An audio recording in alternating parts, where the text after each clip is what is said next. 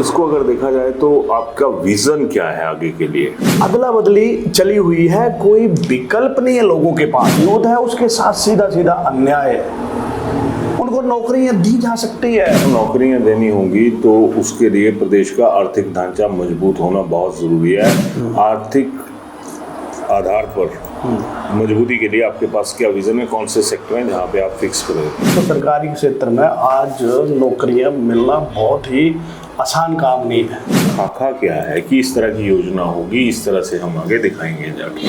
Free की रेवड़ियां बांध रहे हो, ये तो बंद करनी पड़ेगी कभी ना कभी आपको। 15 लाख रुपए की बात बीजेपी ने कही थी और बाद में कह दिया कि ये जुम्ला है। आज 1500 रुपए का बवाल हिमाचल में खड़ा है। एक तो ये झूठी घोषणा है, हमारी जो पार्टी है वो बिल्कुल नहीं करेगी। आप लोगों के पास इन दोनों दलों में से कोई एक ऐसा विजन का डॉक्यूमेंट सामने आया जो हमारा यूथ है उसके लिए ये करेंगे, जो हमारा प्रौढ़ वर्ग है, बुजुर्ग है, उनके लिए ये करेंगे? तो क्या आप 68 के 68 विधानसभा क्षेत्रों में उतरने का मूड बनाए हुए हैं? बिल्कुल। तमाम पॉलिटिशियंस, जितनी भी पार्टी है, पॉलिटिकल पार्टीज हैं, ये कहते हैं कि करोड़ों का खर्च नहीं करेंगे। आप तो होगा ही नहीं, आप क्या करेंगे? ये हम लोगों को डराने का एक जरिया होता है कि आम आदमी उठ ना पाए। अब 68 के 68 पे आपके प्रदेश अध्यक्ष संगठन बन गया आपका। नहीं, नेक्स्ट ईयर एक बहुत बड़ा आगाज करेंगे, बहुत बड़ा आगाज। लेकिन नेता दूसरे को बोल रहा है हिमाचल में इसने करोड़ों खा लिए, इसने करोड़ों खा लिए। इतने बुरे हाल है उदय भाई कि क्या डेवलपमेंट है। एक नेताजी एक बार के एमएलए बन गए, उम्रें उनकी सज गई, पीढ़ियां सज गई, ये हम लोग और आप लोग ही बोलते हैं। महिलाओं के लिए क्या विजन है आपका? देखो ऐसा है, महिलाओं के लिए हमारे देखा है स्वावलंबन के लिए एक बजट की रूपरेखा भी अरे बजट देखिए, ऐसी बहुत सारी व्यवस्था है। इन्होंने कुछ नहीं किया था बीजेपी कांग्रेस वालों ने इस फील्ड में कि किस फील्ड में माहिर है, इनसे कहाँ गलती हुई जो आप 45+ 50+ उन लोगों के बारे में, जेंट्स वर्ग के लिए पूछ रहा हूँ, उनके लिए क्या विजन है? देखो नौकरियां मिलना बड़ा मुश्किल काम है, सरकारी नौकरी है, आपको भी पता है। अभिवादन स्वीकार करें, मैं उदय पठानिया। आज मेरे साथ वो शख्सियत है, शख्सियत तो नहीं कहना चाहिए, एक हरदिल अजीज आदमी है। शख्सियत किसी भी तरह की हो सकती है। इनसे पहले जब भी मेरी बात हुआ करती थी तो बड़े जॉली मूड में हुआ करती थी, लेकिन आज सब्जेक्ट कुछ ऐसा है कि उसमें सिंसियरिटी बहुत ज़रूरी है। मेरे साथ हैं प्रवीण शर्मा, पूर्व पत्रकार और मौजूदा इसमें सोशल मीडिया के बहुत ज़बरदस्त इन्फ्लुएंसर।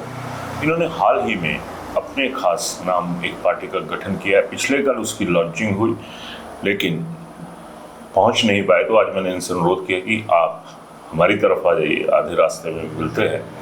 तो मेरे साथ हैं प्रवीण, आपका बहुत बहुत स्वागत है इसमें। धन्यवाद भाई साहब। और सबसे पहले तो मैं आपका बहुत बहुत धन्यवाद करता हूँ। और एक थोड़ा सा ना, मैं एक इसमें थोड़ा अमेंडमेंट, एक तो लोगों को एक संदेश देना चाहता हूँ।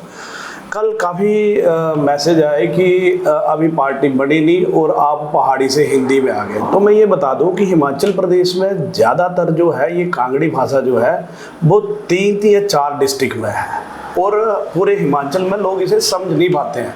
तो हमने जो ये काम करना है ये पूरे स्टेट लेवल का काम है, तो इसमें सभी को समझ आनी चाहिए, सभी को जोड़ना है, इसलिए हमें हिंदी बोलनी पड़ रही है। तो इसके लिए आप इसको अन्यथा ना लें। तो आगे बढ़ते हैं। बहुत बहुत धन्यवाद उदय भाई। चलिए मैं मुद्दे की बात पे आता हूँ। एक आपने स्टेप लिया और मैं अपनी वजह भी गिनवा देता हूँ कि क्यों इनके समर्थन में तो नहीं आया हूँ मैं, खैर, लेकिन ये बात सच है कि जो हिमाचल के हालात बने हुए हैं उसमें ये बहुत ज़रूरी हो गया है कि एक ऐसा फ्रंट भी सामने आए जो कम से कम टक्कर देने की कुव्वत रखता हो, चाहे वो बीजेपी हो, चाहे वो कांग्रेस हो। हालांकि इन्होंने कल कहा कि हम थर्ड फ्रंट लेके आ रहे हैं, लेकिन मेरे को ये लगता है कि अब जो हालात हैं वो फर्स्ट फ्रंट के बन चुके हैं। और उस फर्स्ट फ्रंट की बात की जाए तो उसके लिए जगह तैयार करी खुद बीजेपी और कांग्रेस ने। खैर, बहुत एक अच्छा इनिशिएटिव है आपका। तो इसको अगर देखा जाए तो आपका विज़न क्या है आगे के लिए? बिल्कुल, बहुत धन्यवाद। और देखो ऐसा है कि आज हम बहुत ही एक बड़े महत्वपूर्ण मुद्दे पे बात करने जा रहे हैं, क्योंकि हिमाचल में मैं 28 साल से पत्रकारिता कर रहा हूँ। पिछले अब सोशल मीडिया में आया हूँ, सोशल मीडिया में काफ़ी लोगों के मुद्दे उठाए, कई लोगों की हेल्प की, वो चलता रहता है। लेकिन डायरेक्ट जनता से मेरा संवाद है, डायरेक्ट जनता से जुड़ा आदमी हूँ मैं। तो मैंने देखा कि एक पार्टी से नाराज होते हैं तो दूसरी पार्टी आती है, दूसरी पार्टी से नाराज होते हैं तो दूसरी आती है। ये अदला बदली चली हुई है, कोई विकल्प नहीं है लोगों के पास, कोई विकल्प नहीं है। और लोगों को देखिए ऐसा है कि एक पार्टी इतने कठोर और इतनी कठोर हो जाती है, उनको पता है कि अब हमने नहीं आना है, और दूसरे को पता है कि हमने आना है। तो इसलिए कोई भी ऑप्शन लोगों के पास नहीं है, जो कि लोकतंत्र के लिए सबसे खतरनाक चीज है। विपक्ष का होना बहुत जरूरी है, और इसलिए हमने एक मन में, हमारी एक टीम है, हमारे दोस्त हैं, मित्र सज्जन, कई लोगों ने, क्योंकि मैं डायरेक्ट लोगों से जुड़ा हूं, मैं सीधी सी बात यही बोल रहा हूं, मैं डायरेक्ट लोगों से, एक छोटे बच्चे से लेके बुजुर्ग तक जुड़ा हूं। तो एक मन में आया कि क्यों ना यार एक नई चीज शुरुआत की जाए, और कई ऐसी चीजें हैं जो पुराने तरीके से चली हुई हैं, उनको बदलने की जरूरत है। तो हमने एक विचार किया, हमने एक नई चीज शुरू की, और काफी समर्थन इसमें हमें मिल रहा है। चलिए, मेरा सवाल आप फिर बीच में छोड़ गए। मेरा ये है कि विजन क्या है आपका लोगों के लिए? हाँ बिल्कुल, चलो मैं विजन पे आता हूँ। देखिए ऐसा है, हिमाचल में लोग जो है वो मेरी तरफ से जो है वो विजन ये है कि एक तो कई सारी चीजें हिमाचल में हो रही है उदय भाई। देखिए बच्चे पढ़ाई कर रहे हैं, उनको नौकरी चाहिए, लेकिन आगे बढ़ने के बजाय आप बताइए, पहले आउटसोर्स होता था, अब क्या आ गया? Multitask worker. तीसरा क्या आ गया? मित्र, पशु मित्र, ये मित्र वो मित्र। सबसे पहले तो ये चीजें बंद होनी चाहिए, ये बंद होनी चाहिए। ये बिल्कुल हमारे जो यूथ है, चाहे वो किस यूथ है, उसके साथ सीधा सीधा अन्याय है। उनको नौकरियां दी जा सकती है भाई। HRTC की बात करो आप, HRTC की कारपोरेशन है, किसने बोला आप फ्री दो यार? पहले आप अपने HRTC को खड़ा करो। HPTDC की बात करता हूं मैं, HPTDC में आप देखो कि वहां पे क्यों घाटे में जा रहे हैं, क्योंकि अपने वहां पे पड़े रहते हैं, वही खाएंगे पिएंगे सोएंगे और पैसे कुछ नहीं देंगे। तो वो ये सारे कारपोरेशन क्यों घाटे में चल रहे हैं? ये नौकरियां दे सकते हैं भाई साहब, ये नौकरी दे सकते हैं। मैं वही पूछ रहा हूँ, नौकरियां देनी होंगी तो उसके लिए प्रदेश का आर्थिक ढांचा मजबूत होना बहुत जरूरी है। आर्थिक आधार पर मजबूती के लिए आपके पास क्या विजन है? कौन से सेक्टर हैं जहाँ पे आप फिक्स करोगे? हाँ देखिए ऐसा है, सबसे पहले तो ये है कि नौकरियां देने की बात अगर मैं करूँ तो सरकारी क्षेत्र में आज नौकरियां मिलना बहुत ही आसान काम नहीं है। बच्चों को स्वावलंबी बनाया जाए, ऐसा है। एक माइंड सेट हो चुका है कि हमें 5,000 की नौकरी मिलेगी, कल को हम रेगुलर हो जाएंगे। वो बंदा पूरी जिंदगी लगा देता है, रेगुलर नहीं होता है और उसकी जिंदगी निकल जाती है। यही होता है। उनको प्रेरित करना पड़ेगा, उनको अवेयर करना पड़ेगा कि भाई साहब आप अपना काम कीजिए, स्वावलंबी बनाना पड़ेगा। वही उनको स्वावलंबन में तो ये आ गया कि स्वरोजगार की तरफ आप चले, स्वरोजगार भी लाएंगे। और ये कारपोरेशन जो घाटे पे चली है, ये भाई साहब ये जनरेट करती है, ये नौकरियां जनरेट कर सकती है। लेकिन यहाँ पे क्या हो रहा है, ये नौकरियां जनरेट करने के बजाय ये अपनी आखिरी सांसें गिन रही है उदय भाई। नहीं, मैं उस चीज ऐसे हिमाचल में बड़े सारे प्रकल्प हैं जहाँ पे काम किया जा सकता है, जो आज आखिरी सांसें ले रहे हैं, वहाँ पे नौकरी जनरेट हो सकती है। उन सब की एक डाटा बना, एक उसको चैनलाइज करके उसको तरीके से आगे बढ़ाने की जो है वो योजना बनाएंगे, सबसे मिल के आगे। मैं वही पूछ रहा हूँ कि उन योजनाओं का खाका क्या है, कि इस तरह की योजना होगी, इस तरह से हम आगे दिखाएंगे जाके, और ये हमारे पास एक जो रूट है उसके ऊपर हमने काम करना। तो उसमें ये है ना कि हम यहाँ से बस अड्डे से चलेंगे, आगे हॉल्ट ये आएगा, उससे आगे हॉल्ट ये आएगा, तो उस तरह का पूछ रहा हूँ मैं। देखिए ऐसा है ना, ये तो सारी चीज़ें जब आप किसी प्लेटफॉर्म पे आते हैं, कहीं पे आप आते हैं, तभी आप डिसाइड करेंगे। लेकिन ये ज़रूरी है कि जो ये आप फ्री की रेवड़ियाँ बांध रहे हो, ये तो बंद करनी पड़ेगी कभी ना कभी आपको। फ्री की रेवड़ियां बंद करेंगे तभी आप किसी चीज को घाटे से उतारेंगे, उसी को आगे ले सकते हैं। और उसमें आप जो है वो किसी को नौकरी तभी दे सकते हैं ना जब आप किसी चीज को खड़ा करेंगे।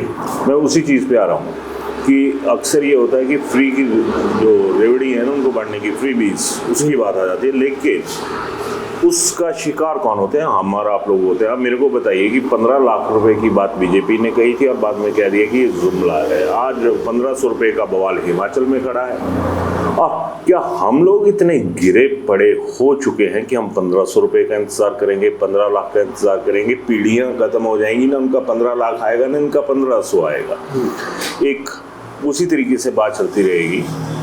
तो हम लोगों को भी अपना माइंड सेटअप करने की ज़रूरत है। यार अभी आप इस पे फोकस की, आप बताइए जो आपका है आगे का जो है वो बताइएगा। बिल्कुल, आगे देखो ऐसा है, झूठी घोषणाएं की जा रही है, ओपनली झूठ बोला जा रहा है। आपने अभी खुद ही बोला कि बीजेपी ने बोला कि 15 लाख, वो 15 लाख आया नहीं। अब मुझे ये बताओ, कांग्रेस को किसने बोला था कि आप महिलाओं को 1500 रुपया हर महिला को दो, आप उसको बोलो, महिला ने मांगे? किसी ने नहीं मांगे। अब आप वहाँ पे बोल के आगे कि आपने वोट लेने हैं, झूठी घोषणा की गई। अब वो 1500 देने ना दिया जा रहा है और लोगों को और महिलाओं को परेशान किया जा रहा है। एक तो ये झूठी घोषणा है, हमारी जो पार्टी है वो बिल्कुल नहीं करेगी। मैं यहाँ पे सच्चाई पे जी, मैं यहाँ पे टोक रहा हूँ। 1500 रुपए के लिए खास तौर पर देखा जाए तो इन्फ्लुएंसर्स का यूज होता है, बाकी चीज़ों का यूज होता है, क्योंकि अब इन लोगों को ना जर्नलिज्म की ज़रूरत है, ना जर्नलिज्म वाले जो हाउस है उनकी ज़रूरत है। हर किसी ने अपना जो सोशल मीडिया प्लेटफॉर्म है, चाहे बीजेपी हो कांग्रेस हो, उन्होंने तैयार कर लिया कि हम आपके दिमाग में वो घुसाएंगे जो हमारे लिहाज से ज़रूरी होगा कि ये बात आपके दिमाग में घुसाई जाए। मेरे आप लोगों से एक सवाल रहेगा कि क्या आप लोगों के पास इन दोनों दलों में से कोई एक ऐसा विजन का डॉक्यूमेंट सामने आया जो ये बताता हो कि जो हमारा यूथ है उसके लिए ये करेंगे, जो हमारा प्रौढ़ वर्ग है, बुजुर्ग है, उनके लिए ये करेंगे?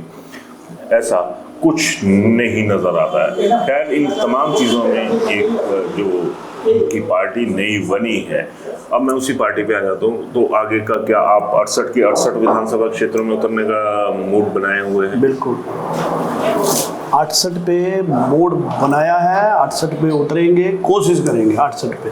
देखो ऐसा है उदय भाई, आपको भी पता कि राजनीति के लिए बड़ी सारी चीजें जो है वो लगती हैं। तो हमारा जो विजन है, मैं इस चीज से इत्तेफाक नहीं रखता। मैं भी नहीं रखता हूँ। मैं ये चीजें बदलने के लिए आया हूं। ये कहते हैं तमाम पॉलिटिशियंस, जितनी भी पार्टी है, पॉलिटिकल पार्टीज हैं, ये कहते हैं कि करोड़ों का खर्च हो नहीं करेंगे। आप तो होगा ही नहीं, आप क्या करेंगे? लेकिन होता क्या है कि मैं आप तमाम जो हिमाचल की आबादी है उसके सामने ये रख रहा हूँ कि करोड़ों का बजट आता है। कहते हैं ना कि इतने करोड़ से इलेक्शन जीता, आपके पास क्या एक नया पैसा भी आया था? ये हम लोगों को डराने का एक जरिया होता है कि आम आदमी उठ ना पाए, सोच ना पाए कि मैंने भी चुनाव लड़ना है। बिल्कुल। तो इन चीजों के ऊपर उठिए, थोड़ा सा सोचिए कि होता क्या। अब 68 के 68 पे आपके प्रदेश अध्यक्ष संगठन बन गया आपका? नहीं, संगठन तो ऐसा है ना, ये 2-3 फेज में चलेगा हमारा काम जो है। फर्स्ट फेज सदस्यता अभियान, रजिस्ट्रेशन के लिए थोड़ा टाइम लगता है, आपको पता है 1-2 महीने जो है वो लगेंगे, उसका हमारा प्रोसेस चला हुआ है। नेक्स्ट जो है फिर संगठन हमारा जो है, जैसे ही हमारी रजिस्ट्रेशन हो जाएगी हम संगठन भी, और एक बहुत बड़ी, आज मैं बोल रहा हूँ, एक नेक्स्ट ईयर एक बहुत बड़ा आगाज करेंगे, बहुत बड़ा आगाज, ताकि हमारी अपेयरेंस, देखो रैलियों वाला कंसेप्ट नहीं लेके आएंगे। रैलियों वाले कंसेप्ट से, और जो पुराने कंसेप्ट बाबा आजम के टाइम के चले हुए हैं, जिसमें लोग डरते हैं कि हम लड़ नहीं सकते, वो सारी चीजें चेंज करेंगे, बदलेंगे, कुछ नई सोच लेके आएंगे। और सबसे बड़ी बात मैं आपको बोलूं, हम लेके आएंगे ईमानदारी, सच्चाई, जो बोलेंगे वो सच, अगर नहीं मिलेगा तो नहीं मिलेगा, नहीं दे सकते हम। और अगर ईमानदारी, हमारी ईमानदारी की हम जो है वो, आज क्या है, आज एक नेता दूसरे को बोल रहा है हिमाचल में इसने करोड़ों खा लिए, 5 अटैची चले गए, 3 अटैची वहां जाते, ये क्या राजनीति चल रही है? ये राजनीति क्या है? यूथ के लिए कभी किसी ने बोला कि यूथ के लिए हमने ये करना है, यूथ को यहाँ लेके जाना है, यूथ के लिए नौकरी है? अरे यूथ से पूछो कैसी है नौकरी जनरेट होगी, वो खुद बताएंगे, उनको इन्वॉल्व करो। अरे कुछ नहीं, कोई विजन नहीं, बस ये अटैची वहाँ चले गए, ऐसी राजनीति हिमाचल में चल रही है। और सबसे बड़ी बात जो मैं बोलने जा रहा हूँ, मैंने 16 से इलेक्शन लड़ना है आज, और मैंने इसकी ओपनली घोषणा की है, 16 से इलेक्शन लड़ रहा हूँ। मेरी एक तो हमारी पार्टी से फाइनल लगी, 16 से मैं इलेक्शन लड़ूंगा। मैं एक गांव में घूमा हूँ भाई साहब, बाकी बातें छोड़ो, सड़क, पानी, बिजली, स्वास्थ्य भी छोड़ दिया मैंने, स्कूल भी छोड़ दिया, सड़क, बिजली, पानी, इतने बुरे हाल है उदय भाई कि क्या डेवलपमेंट है। तो वहाँ पे क्या था, 4.5 साल बाद हो जाते थे और लोगों को फिर बहला फुसला के उनको पता है कि मैं आऊँगा, एक ये आएगा, तीसरा तो आया नहीं कोई भी। तो ये इस व्यवस्था हमें खड़ी करनी पड़ी, इसीलिए व्यवस्था की बात आ गई, तमाम चीज़ें आ गई, और एक सवाल खुद ही इन्होंने उठा दिया कि बाकी हेल्थ एजुकेशन की तो बात ही नहीं कर रहे, जो बेसिक नेसेसिटीज़ हैं वो है। लेकिन अगर मैं अपने नज़रिए की बात करूं तो सबसे बड़ी नेसेसिटी ये है कि हम लोग जागें, इनके जागने का इंतजार मत कीजिए। बिल्कुल, क्योंकि एक नेताजी एक बार के एमएलए बन गए, उम्रें उनकी सज गई, पीढ़ियाँ सज गई, ये हम और आप लोग ही बोलते हैं, हकीकत नेता जानते हैं उन्हें, लेकिन जो समाज में एक मैसेज आता है वो यही जाता है। अब मेरा आपसे एक सवाल रहेगा कि क्या आप लोगों का दिल नहीं करता कि तमाम चीज़ें ऐसी हैं जिसमें आपकी भी भागीदारी दिल से हो? आप लोग मशीन बन के रह गए कि वोट जाओ टूम करो, पहले ठप्पा लगाते थे, अब बटन दबाते हैं। असल में हम लोग अपने अरमानों का गला दबा देते हैं वहाँ पर जाकर। तो अब कंसेप्ट थोड़ा सा मैं एक साइड पे लेके जा रहा हूँ। महिलाओं के लिए क्या विजन है आपका? देखो ऐसा है, महिलाओं के लिए देखो, यूथ और महिला, मैं सिर्फ महिलाओं पे हूँ नहीं, इनका समाज में बहुत बड़ा स्थान होता है, बहुत बड़ा स्थान होता है। और ये एक दिशा देने वाली दोनों जो है वो एक महिला भी और यूथ भी, ये दिशा देते हैं। लेकिन आज दोनों ही वर्ग जो है वो उनके लिए कोई विजन नहीं है। तो महिलाओं के लिए बहुत सारी योजनाएं भाई साहब, आज हमारी महिलाओं में वो पोटेंशियल है, वो काम कर सकती हैं। आप क्या करवाएंगे, कौन सा रास्ता खोल के देंगे? अरे स्वावलंबी, स्वावलंबन के लिए हमारे देखा है, स्वावलंबन के लिए एक बजट की रूपरेखा भी चाहिए। बजट देखिए, ऐसी बहुत सारी व्यवस्थाएं हैं और हो सकती है, वो बड़ी बात नहीं है। आज हमारी नारी वैसे भी बहुत आगे है, उनको सिर्फ दिशा और एक नई सोच, डिजिटल युग है भाई साहब। लेकिन हम बाबा आजम के टाइम की बात कर रहे हैं, अभी भी डिजिटल युग है। आज हमारा अचार अमेरिका पहुंचता है, पहले नहीं पहुंचता था। तो ये सारी चीज़ें, इसको चैनलाइज करने की ज़रूरत है। हमारी जो लेडीज़ हैं इनके लिए बहुत सारी पोटेंशियल है और बहुत काम करती है, बहुत आगे है हर फील्ड में। तो उनके लिए उस टाइम ऐसा है, उनके लिए उनको कैसे किस फील्ड में किस फील्ड से संबंधित है, उनको उस फील्ड में आगे बढ़ाना। इन्होंने कुछ नहीं किया था बीजेपी कांग्रेस वालों ने इस फील्ड में कि किस फील्ड में माहिर है, इनसे कहाँ गलती हुई जो आप नहीं कर रहे हैं ना, सिर्फ स्वयं सहायता समूह तक सीमित है, उसको डिजिटल करना। वहाँ पे एक बात तो सही कही इन्होंने कि होता क्या है कि अक्सर ये बात सामने आती है कि जी महिला मंडलों को ढोलकी दे दी, चिमटा दे दिया, दरियाँ दे दी, 4 कुर्सियाँ दे दी बैठने के लिए, और बस भजन मंडली बनवा के रख दी। मेरा आप लोगों से भी अनुरोध रहेगा किस सोच से बाहर निकलिए, क्योंकि आपका महिला मंडल को क्या मिल रहा है, उसकी यूटिलाइजेशन आप कैसे कर रही हैं, वो इतने से दायरे में है। आपके बच्चे आगे क्या करेंगे, आपकी बेटियां क्या करेंगी, बेटे क्या करेंगे, इसके ऊपर फोकस होना बहुत ज़रूरी है। और जब ये तमाम चीज़ें होती हैं ना, तो हम लोगों के जो सपने हैं वो तमाम हो जाते हैं। क्योंकि मैं तो अगर सामान्य भाषा में बात करूं कि अगर बिकना ही है ना, तो उस रेट पे बिको कि इनको रेट देने की वो हिम्मत ना हो, वो दाम ना दे सकेंगे। भाई साहब एक बात आपकी काट रहा हूँ बीच में, आज आप बोल रहे हो ना दरियाँ, ढोलकियाँ, चिमटे, अब थोड़ा उससे आगे बढ़े हैं नेता। आप क्या कर रहे हैं, महिलाओं को तीर्थ यात्रा करवा रहे हैं। हाँ, और उसमें उनको खुश करके और उनको गुमराह कर रहे थे। देखो, इनको एक वोट बैंक की तरह यूज किया जा रहा है। हम इसको डिजिटल तरीके से इसको पूरे वर्ल्ड तक लेके जाएंगे भाई, बड़ी पोटेंशियल है महिलाओं में। डिजिटल, इसमें 2-3 बार ये बात है, डिजिटल प्लेटफॉर्म कैसा रहेगा, उसके पीछे की अब देखिए जो उसकी पॉलिसी है, जो उसको उभार देना, उसकी क्या है। बिल्कुल, आपकी बात बिल्कुल सही है। देखो ऐसा है, आज आपको पता है डिजिटल युग है, आज आपको पता है डिजिटल युग है। हम अपनी टेक्नोलॉजी का यूज करके इसको, देखिए ऐसा है, मान लो मैं आज भी देखता हूँ स्वयं सहायता समूह है, उनको सिर्फ उनके दिमाग में पता क्या है कि जी हमने लोन लेना है और आपस में बांट लेना है। सुनो मेरी बात, अगर वो लोन यूज हो, उसकी कोई यूनिट लगे और उसको पूरे भारत में नहीं, पूरे विश्व में उस प्रोडक्ट को भेजा जाए, भाई साहब क्यों नहीं लेंगे लोग। आज कौन नहीं चाहता है कि हमें हमारी हिमाचल की चीज़ जो है वो हमें घर बैठे मिले, और कौन सा मुश्किल काम है। लेकिन क्या प्रयास हो रहे हैं? हुए कोई प्रयास? ढोलकी चिमटे तक ही सीमित रह गया।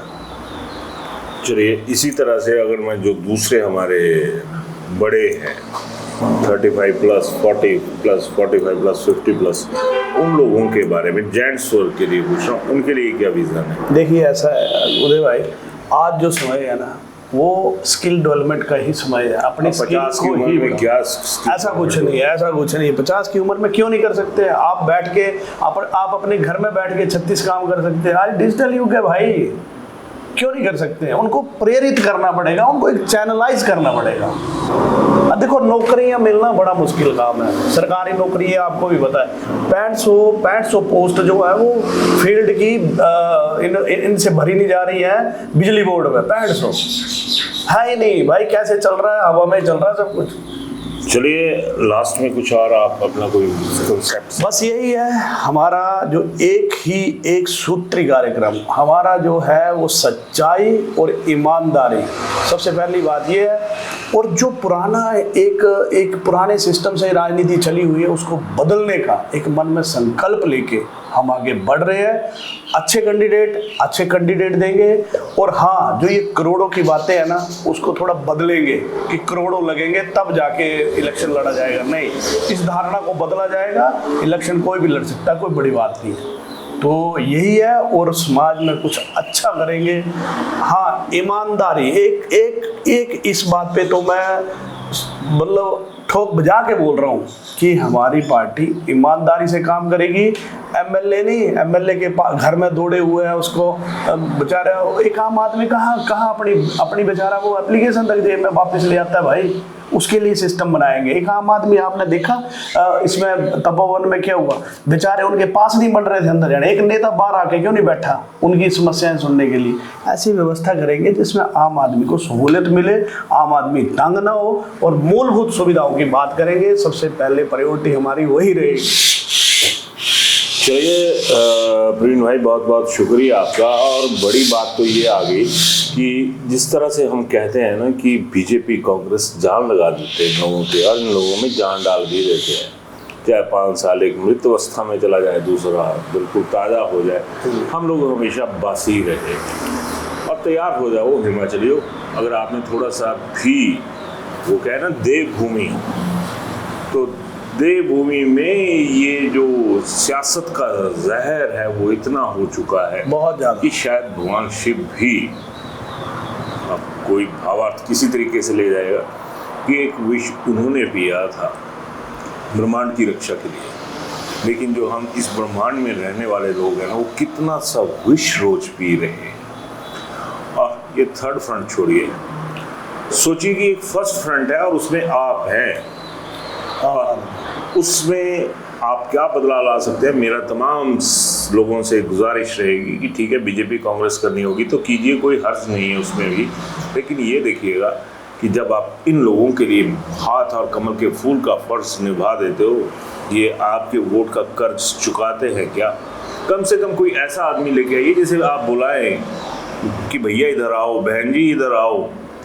और मैं पहाड़ी में बात करूं कि बड़के जरा करता है बहन जी जरा कर मेरी गल सुनी कोई एक गणा ही कि हाँ अपने एमएलए इ'यां बंद कर, साढ़ा एमएलए इ'यां करी ना, या मंत्री जी इ'यां करी ना, कोई नहीं होता थोड़े। तो कुछ ऐसा सोचा कि जिसने एक जो एटमोसफेयर है उससे बदले, लेकिन जो साढ़े न्याणे कने सियाणे घटोआ दे ना, इन्हों का जो दम घुटाता, जिस वास्ते भी तो थोड़े फर्ज बनने वाले वोट जो ढंग ने इस्तेमाल करा, चाहे जितने मर्जी दिया पर ढंग ने इस्तेमाल करा।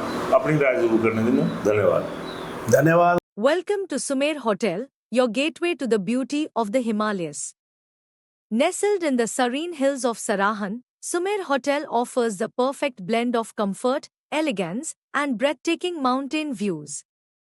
Wake up to spectacular sunrises, relax in spacious and beautifully designed rooms, and enjoy every moment surrounded by nature. Whether you're planning a family vacation, a romantic escape, or a peaceful retreat, Sumer Hotel provides an unforgettable experience. Indulge in delicious cuisine, warm hospitality, and world-class comfort. Discover the charm of Sarahan,